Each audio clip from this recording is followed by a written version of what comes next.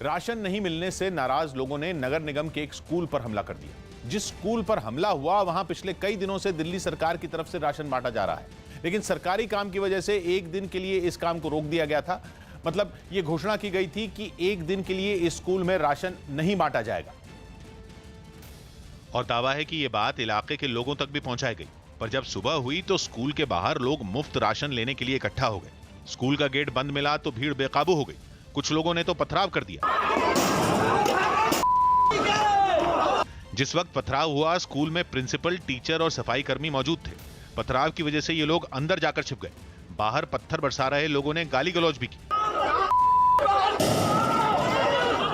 School का gate तोड़ने की भी कोशिश की गई। एक आदमी तो स्कूल में मौजूद लोगों पर ईंटें फेंकता हुआ भी नजर आया।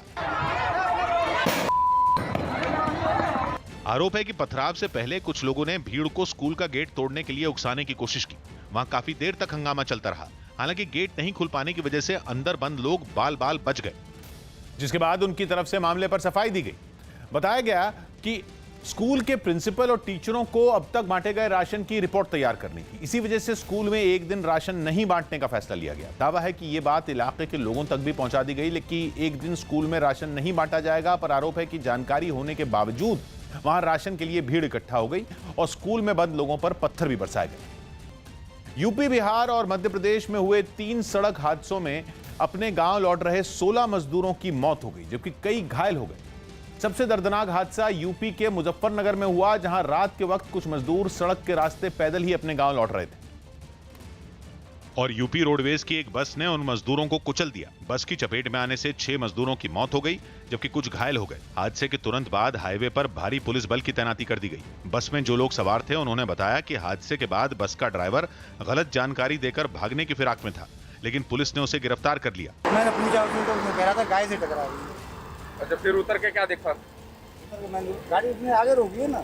दूसरा हादसा मध्य प्रदेश के गुना में हुआ, जहां मजदूरों से भरे एक ट्रक की एक बस से टक्कर हो गई। ट्रक में बैठे सभी मजदूर महाराष्ट्र से यूपी जा रहे थे। इस हादसे में 8 मजदूरों की जान चली गई, जबकि 50 से ज्यादा लोग घायल हो गए। क्योंकि रात को 3 बजे की घटना, आपस में एक्सीडेंट हुआ है, तो इसमें जांच कर रहे हैं, अपराध दर्ज करके जांच करेंगे। मध्य प्रदेश सरकार ने गुना हादसे में मारे गए मजदूरों के घर वालों को 2-2 लाख के मुआवजे का ऐलान किया और घायलों को भी 50,000 के मुआवजे का ऐलान करते हुए हर संभव मदद का भरोसा दिया। मुजफ्फरनगर और गुना के अलावा तीसरा हादसा बिहार के समस्तीपुर में हुआ, जहां मजदूरों को उनके गांव ले जा रही बस की एक ट्रक से भीषण टक्कर हो गई।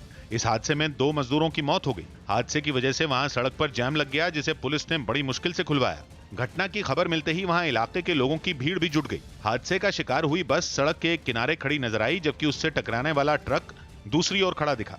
बताया गया कि बस में बैठे सभी मजदूर महाराष्ट्र से स्पेशल ट्रेन के जरिए मुजफ्फरपुर लौटे थे और वहां से बस में बैठकर अपने गांव जा रहे थे। मुंबई के बांद्रा रेलवे स्टेशन पर यूपी भेजे जा रहे मजदूरों ने सोशल डिस्टेंसिंग की अनदेखी कर दी। राज्य सरकारों की अपील पर रेलवे की तरफ से लॉकडाउन में फंसे मजदूरों को उनके राज्य भेजने के लिए श्रमिक स्पेशल ट्रेनें चलाई जा रही हैं और ऐसी ही एक ट्रेन बांद्रा स्टेशन से उत्तर प्रदेश के गोंडा के लिए चलाई गई। और उस श्रमिक स्पेशल ट्रेन से जाने के लिए स्टेशन के बाहर मजदूरों की भीड़ नजर आई। सभी मजदूर सामान के साथ अलग अलग लाइन में बैठे तो दिखाई दिए, लेकिन उनके बीच सोशल डिस्टेंसिंग की कमी दिखी। गांव लौटने की खुशी में मजदूर एक दूसरे से दूरी बनाए रखने की बजाय पास बैठकर बातें करते दिखे। इस सोशल डिस्टेंसिंग के नाम पर तमाम सारे नियम कायदे बनाए गए हैं, लेकिन यहाँ पर आपको दिखाई पड़ रहा है कि किसी भी तरीके की सोशल डिस्टेंसिंग आपको नजर नहीं आ रही है। चेहरे पर शील्ड और मुंह पर मास्क लगाए कुछ पुलिस वाले भी वहाँ तैनात नजर आए, जो मजदूरों को लाइन में बैठे रहने का इशारा करते तो दिखे, लेकिन उन्होंने भी मजदूरों से सोशल डिस्टेंसिंग का पालन कराने की कोशिश नहीं की। यही नहीं, स्टेशन के बाहर एक दूसरे से दूरी बनाए रखने के लिए जमीन पर कोई गोल घेरा भी बना नहीं दिखाई दिया। हालांकि गाँव लौटने के लिए लाइन में बैठे ज्यादातर मजदूर मुंह को मास्क और कपड़े की मदद से ढके दिखे। पाकिस्तान के प्रधानमंत्री इमरान खान ने सिंध प्रांत में लॉकडाउन के फैसले को वहां के इलीट क्लास यानी अमीर और रसूखदार लोगों की देन बताया, जिस पर पाकिस्तान की संसद में उनकी फजीहत हो गई।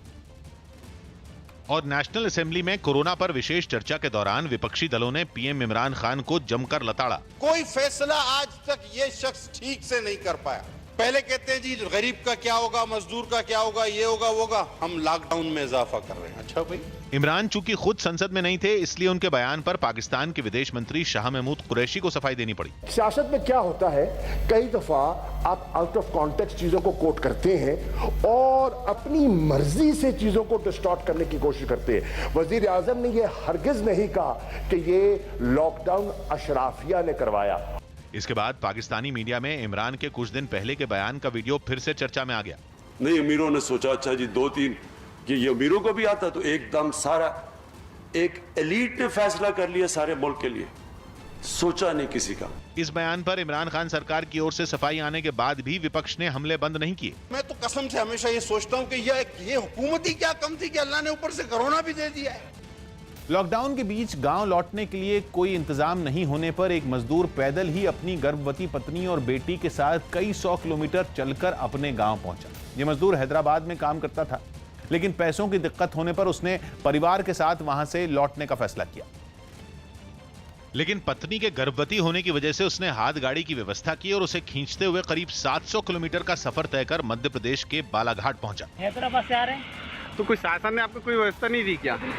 इसके लिए इस मजदूर ने रास्ते में ही कुछ लकड़ियों की मदद से एक हाथ गाड़ी बनाई। मजदूर ने गाड़ी पर अपनी पत्नी और बेटी को बैठाया और उसे खींचते हुए अपनी मंजिल की तरफ बढ़ गया। चिलचिलाती धूप में हाथ गाड़ी खींचते खींचते जब भी ये मजदूर थक जाता तो उसकी पत्नी ने गाड़ी से उतरकर पैदल चलना शुरू कर दिया। 17 दिनों के सफर के बाद ये मजदूर अपने परिवार के साथ बालाघाट पहुंचा, जिसकी जानकारी मिलते ही कुछ अधिकारियों ने उन्हें खाने की चीजें दी और उनके गाँव जाने का भी इंतजाम किया। वो बॉर्डर पर पहुंचने के बाद मेडिकल चेकअप करा के तत्काल बस से घर रवाना किया गया। घर पहुंचने के बाद महिला ने सफर के दौरान हुई परेशानियों का जिक्र किया। थक जाते थे तो धूप से छांव में रखते थे, इधर बैठते थे, फिर आते थे। बांग्लादेश से 70 भारतीयों को लेकर विमान भारत पहुंच गया। बांग्लादेश की राजधानी ढाका से 70 भारतीयों को लेकर एक विमान भारत पहुंच गया। We are going back to India. It is all because of the efforts of Indian Embassy. Kolkata police ने जरूरतमंद बच्चों को जूस, चिप्स और बिस्किट बांटे और उन्हें कोरोना वायरस से बचाव के लिए जागरूक भी किया। लॉकडाउन के डे 1 से यहाँ पे फूड पैकेट डिस्ट्रीब्यूट होता है। यहाँ पे जो डेली ये लोग फूड बनाते हैं। बीजेपी सांसद रवि किशन ने मुंबई में राज्यपाल भगत सिंह कोश्यारी से मुलाकात की, जिसमें उन्होंने यूपी और बिहार के लोगों को गांव भेजने के लिए ट्रेनों का इंतजाम करने की अपील की। लेबर जा रहे हैं, इनको कैसे बस से जा रहे हैं, क्या जा रहे हैं, पैदल ना जाएं, वो सारी समस्याओं को मैंने आज पूरे उत्तर भारत और बिहार के लोगों की बातें रखी। पंजाब के अमृतसर से मजदूरों को लेकर एक ट्रेन उत्तर प्रदेश के गोरखपुर रवाना हो गई। जो आज ट्रेन जा रही है वो अमृतसर से गोरखपुर गई है, जिसमें तकरीबन 1200 करीब यात्री जो प्रवासी मजदूर थे वो रवाना किए गए हैं। अभिनेत्री ईशा कोप्पिकर का लॉकडाउन में अपनी बेटी को ताइक्वांडो सिखाने का एक वीडियो सोशल मीडिया पर वायरल हो गया। Block, punch. Block, punch. Block, no, block. अलग अलग राज्यों में फंसे हुए मजदूरों को उनके गांव पहुंचाने के लिए चलाई गई श्रमिक स्पेशल ट्रेनों में खाने के लिए झगड़ते लोगों का एक वीडियो सामने आया। यह वीडियो बिहार के कटिहार जंक्शन का है, जिसमें खाने के पैकेट के एक बड़े थैले पर लोग झपटते हुए दिखे। थैला इतना बड़ा था कि हर मजदूर को पैकेट जरूर मिल जाता, लेकिन खाना देखते ही भूख से बेहाल मजदूरों का सब्र जवाब दे गया। खाने के पैकेट एक दूसरे से छीनने के लिए मारामारी की नौबत आ गई। महामारी से बचने के नियम और सोशल डिस्टेंसिंग तो सब भूल ही गए। जिसके हाथ में एक पैकेट आ गया वो दूसरा पाने के लिए गुत्थम गुत्था होता रहा। थैला फट गया और खाने के कुछ पैकेट नीचे गिर गए, लेकिन छीना झपटी खत्म नहीं हुई। प्लेटफॉर्म पर खाने के लिए दंगल चलता रहा, लेकिन न कोई पुलिस वाला इन्हें रोकने पहुंचा, न कोई अफसर ही दिखा। थैले में बचे आखिरी पैकेट तक के लिए लोग बुरी तरह झगड़ते रहे। अरे एक लो ना यार अंदर जाके। हालांकि कटिहार जंक्शन पर खाने के लिए हुए इस युद्ध से पहले तक सब कुछ सामान्य रहा। ट्रेन में सवार होने के लिए लोग सोशल डिस्टेंसिंग का पालन करते हुए लाइनों में लगकर अपनी बारी का इंतजार करते दिखे। कड़ी धूप में भारी बैग लेकर लोग काफी देर तक सब्र से खड़े रहे। स्टेशन के प्लेटफॉर्म पर सोशल डिस्टेंसिंग के निशान भी बनाए गए। हालांकि यह साफ नहीं हुआ कि खाने के पैकेट का इंतजाम किसकी तरफ से किया गया था। बांग्लादेश की राजधानी ढाका में कोरोना से निपटने के लिए 2000 बिस्तरों वाला एक अस्पताल केवल 3 हफ्तों में ही तैयार कर लिया गया। भारत के इस पड़ोसी देश में कोरोना के मामले तेजी से बढ़ रहे हैं, जिससे निपटने की तैयारियां भी शुरू कर दी गईं और कोरोना के मरीजों के लिए अलग से एक अस्पताल बनाया गया। सिर्फ 3 हफ्तों में बनकर तैयार हुए इस अस्पताल में 2000 बिस्तर लगाए गए और सभी बिस्तरों के बीच दूरी का खास ख्याल रखा गया। बताया गया कि बांग्लादेश में कोरोना के बढ़ते मामलों को देखते हुए इस अस्पताल की सख्त जरूरत थी। इस बीमारी के अब तक वहां 19,000 मामले सामने आ चुके हैं और 280 से ज्यादा लोगों की मौत हो चुकी है। केंद्र सरकार के आर्थिक पैकेज के तहत वित्त मंत्री ने मजदूरों को फायदा पहुंचाने वाली योजनाओं का ऐलान किया, जिसके तहत केंद्र सरकार ने अगले 2 महीने तक सभी प्रवासी मजदूरों के लिए मुफ्त अनाज दिया जाएगा, ऐसी घोषणा की। इसके तहत सरकार 5 किलो आटा, चावल और 1 किलो दाल हर परिवार को देगी। फंसे हुए सभी मजदूरों से संपर्क करने और उन तक अनाज पहुंचाने का इंतजाम राज्य सरकारें करेंगी, जबकि इसका खर्च केंद्र सरकार उठाएगी। इस योजना से 8 करोड़ लोगों को फायदा मिलने का अनुमान है, जिस पर करीब 3,500 करोड़ रुपए खर्च होंगे। सरकार ने एक देश एक राशन कार्ड योजना का भी ऐलान किया, जिसके तहत एक ही राशन कार्ड पूरे देश में मान्य होगा। यानी राज्य सरकारों की तरफ से मिलने वाले राशन के लिए लोगों को परेशान नहीं होना पड़ेगा। जिस भी राज्य में लोग होंगे वो नजदीकी राशन की दुकान से राशन ले सकेंगे। सरकार ने दूसरे राज्यों में फंसे लोगों के लिए किराए के सस्ते मकान बनाने की भी बात की। ये मकान प्रधानमंत्री आवास योजना के तहत बनाए जाएंगे। वहीं केंद्र सरकार ने दावा किया कि अपने गांव लौट चुके लोगों को मनरेगा के तहत काम दिया जाएगा, जिसके लिए राज्य सरकारों से संपर्क किया जा रहा है।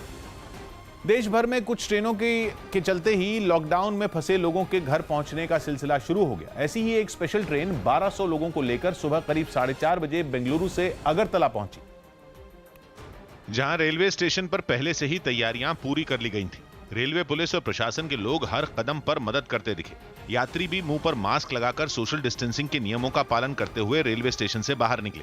स्टेशन पर कुली के नहीं रहने से कुछ लोगों को दुश्वारियां भी हुई, क्योंकि उन्हें अपने भारी बैग खुद ही उठाने पड़े। रेलवे स्टेशन पर पहुंचे लोगों की मदद के लिए वहां कुछ स्टॉल भी लगाए गए थे। जो लोग स्टॉल पर पहुंचे उन्हें सैनिटाइजर और मास्क दिए गए। लोगों ने भी अपने इलाके में पहुंचकर राहत की सांस ली। लॉकडाउन हो गया तो मुश्किल में पड़ गया है, तो अभी आके थोड़ा अच्छा फीलिंग हो रहा है। सीएम सर ने हम लोगों के लिए बहुत बढ़िया काम किया है, थैंक्स। यात्री रेलवे स्टेशन से अपने घर कैसे पहुंचे, इसके लिए भी प्रशासन ने इंतजाम किए। कुछ इलाकों में बसों से तो कुछ इलाकों में छोटी गाड़ियों से लोगों को घर भेजा गया। 100% थर्मल स्क्रीनिंग हो रहा है। सारे जितने भी पैसेंजर्स हैं उनको 100% होम क्वारंटाइन किया जाएगा। WHO यानी विश्व स्वास्थ्य संगठन के कार्यकारी निदेशक माइकल रायन ने कोरोना वायरस के कभी न खत्म होने का अंदेशा जताया। माइकल रायन मेडिकल इमरजेंसी से जुड़े एक कार्यक्रम में बोल रहे थे। रायन को डर है कि कहीं HIV की तरह कोरोना वायरस दुनिया में हमेशा रहने वाला वायरस न साबित हो जाए। Virus may become just another endemic virus in our communities, and this virus may never go away. Shikhar Dhawan ने पुराने दिनों को याद करते हुए अपनी एक तस्वीर शेयर की। कोरोना वायरस संकट के बीच घर में वक्त बिता रहे शिखर धवन ने पुराने दिनों को याद करते हुए अपनी एक तस्वीर सोशल मीडिया पर शेयर की। दिल्ली में द्वारका के डीसीपी एंटो अल्फोंस ने अपने दफ्तर में सफाई कर्मचारियों को मास्क, सैनिटाइजर और दस्तानों समेत कई चीजें बांटी, ताकि सफाई कर्मचारियों को कोरोना वायरस से बचाया जा सके। बिहार के समस्तीपुर में मजदूरों को गांव ले जा रही एक बस हादसे का शिकार हो गई। एक ट्रक से हुई टक्कर में बस ड्राइवर और मजदूर की मौत हो गई, जबकि कई लोग घायल हो गए। मुंबई में ट्रैफिक पुलिस ने बताया कि उसने मार्च से अब तक लॉकडाउन के नियम तोड़ने पर लोगों से चालान के जरिए 9 करोड़ रुपए वसूले। हैदराबाद में लॉकडाउन की वजह से खाली पड़ी एक सड़क पर एक तेंदुआ बैठा दिखाई दिया। लॉकडाउन में हैदराबाद में 2 जंगली जानवरों के घुसाने से दहशत का माहौल बन गया। हैदराबाद के अलग अलग इलाकों में 2 तेंदुए देखे जाने का दावा किया गया। इनमें एक इलाके में तो खबर सही निकली, लेकिन दूसरे इलाके में वन विभाग ने बताया कि लोग जंगली बिल्ली को तेंदुआ समझ बैठे थे। लेकिन हैदराबाद के आराम घर इलाके में ऐसा नहीं था। वहां तेंदुए को देखा गया और उसने कई लोगों पर हमले की भी कोशिश की। घटना के जो वीडियो सामने आए उनमें एक वीडियो में तेंदुए को सड़क के बीचों बीच डिवाइडर के पास बैठे हुए देखा गया। पहली नजर में तो लगा कि वो सो रहा है, लेकिन जब पास से उसकी तस्वीर ली गई तो दिखा कि वो लोगों को घूर रहा था। जब वहां हंगामा हुआ, लोग शोर करने लगे, तो तेंदुए ने हमले की भी कोशिश की। डिवाइडर के पास से उठकर तेंदुआ कुछ देर के लिए फुटपाथ पर जाकर बैठ गया। लोग डरे हुए थे, इसलिए उन्होंने उसे भगाने की भी कोशिश की। इससे हुआ यह कि वन विभाग की टीम के आने से पहले तेंदुआ कहीं और जाकर छिप गया।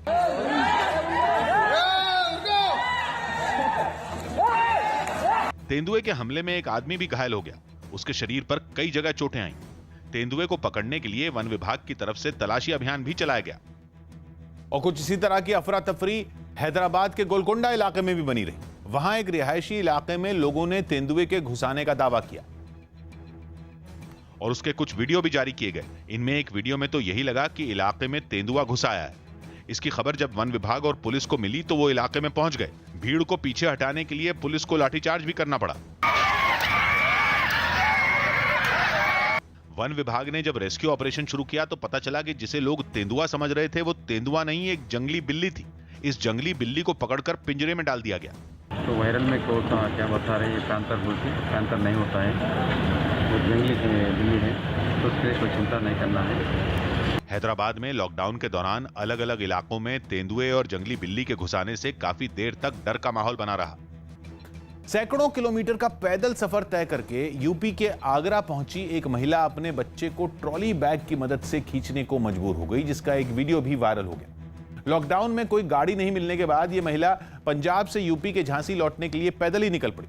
लेकिन रास्ते में इस मजदूर का बच्चा चलते चलते इतना थक गया कि उसकी मां ने उसे ट्रॉली बैग पर लेटा लिया, जिसके बाद वो इस ट्रॉली बैग को खींचती हुई आगे बढ़ती रही। इस ट्रॉली बैग में वो अपना सामान लेकर गांव लौट रही थी, लेकिन बच्चे की थकान देखकर उसने उसे भी ट्रॉली बैग पर लिटा दिया। बच्चा इतना थक चुका था कि वो उसी पर सो भी गया।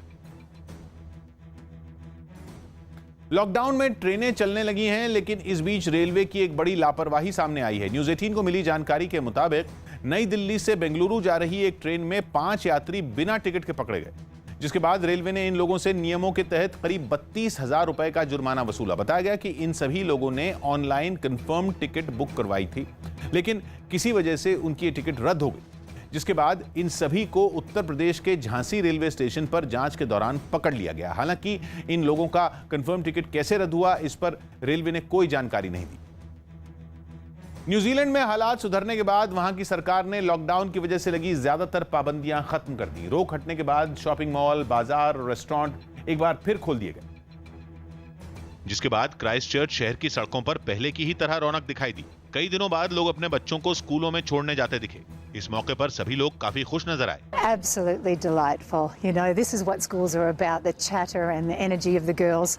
Smiles all around. पार्कों में एक बार फिर लोगों की भीड़ नजर आई। बच्चे वहां दोबारा खेलते और मौज मस्ती करते दिखाई दिए। कई रेस्टोरेंट में भी पहले की ही तरह चहल पहल दिखी। कई दिनों बाद घरों से बाहर निकले लोग वहां अपने परिवार वालों के साथ खाते पीते दिखाई दिए। खाने पीने की चीजों के अलावा न्यूजीलैंड के कई शॉपिंग मॉल में भी रौनक लौटती नजर आई। हालांकि लोग अब भी सोशल डिस्टेंसिंग का पालन करते हुए अंदर जाकर खरीदारी करते दिखे। Feels great, you know, drink a good coffee and see everyone's faces again. Salon खुलने के बाद बाल कटवाने वालों की भी होड़ लग गई।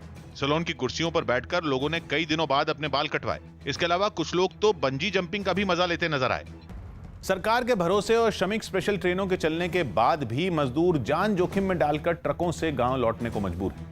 लॉकडाउन की वजह से फंसे ये मजदूर किसी भी तरह अपने गांव पहुंचने की कोशिश में हैं। और यही वजह रही कि कोई साधन नहीं मिलने पर ये लोग अब ट्रकों में सफर करने को मजबूर हैं।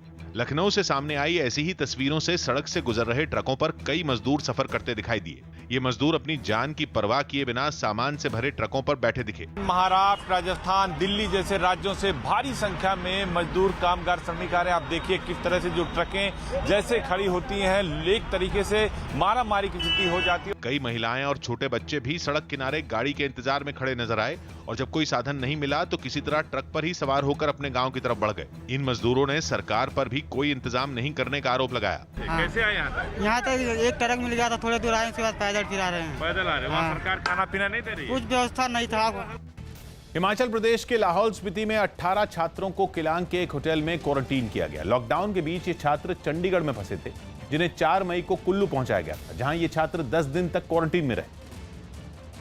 और जब ये लोग कुल्लू से अपने जिले लाहौल स्पीति पहुंचे तो उन्हें एक बार फिर एक होटल में क्वारंटीन किया गया। इन छात्रों को 4 गाड़ियों से होटल लाया गया। गाड़ी से नीचे उतरते ही सभी छात्र सोशल डिस्टेंसिंग का ख्याल रखते हुए तय दूरी पर खड़े दिखे। इसके बाद प्रशासन से जुड़े कुछ लोग इनके नाम नोट करते नजर आए। होटल में दाखिल होने से पहले इन्हें एक कतार में खड़ा किया गया और फिर सभी छात्रों का एक एक कर तापमान मापा गया। इनके रहने के लिए अलग अलग बिस्तर लगाए गए और हर बिस्तर के बीच फासला रखा गया ताकि कोरोना के खतरे को फैलने से रोका जा सके। दिन हम इनको क्वारंटाइन में रखेंगे। इनमें से 5 के रैंडम सैंपल भी लिए जा चुके हैं जो नेगेटिव आए हैं।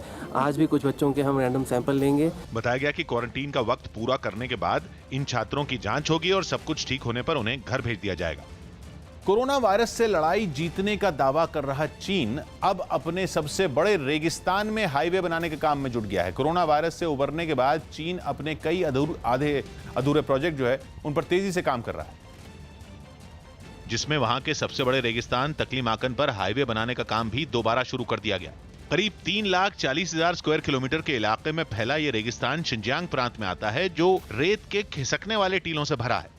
हर तरफ रेत होने की वजह से यहाँ पर सड़क या पुल बनाना बेहद मुश्किल है। इसके बावजूद चीन के इंजीनियर यहाँ हाईवे बनाने में जुटे हैं। सामने आई तस्वीरों में वहाँ कई मशीनें रेत के बड़े बड़े टीलों को हटाती नजर आईं। बताया गया कि इनमें कुछ टीले तो 20 मंजिला इमारतों से भी ज्यादा ऊंचे हैं। चीन ने 350 किलोमीटर लंबे इस हाईवे को अगले साल तक तैयार कर लेने का दावा किया। यही नहीं, वहाँ रेलवे लाइन बिछाने की तैयारी भी की जा रही है।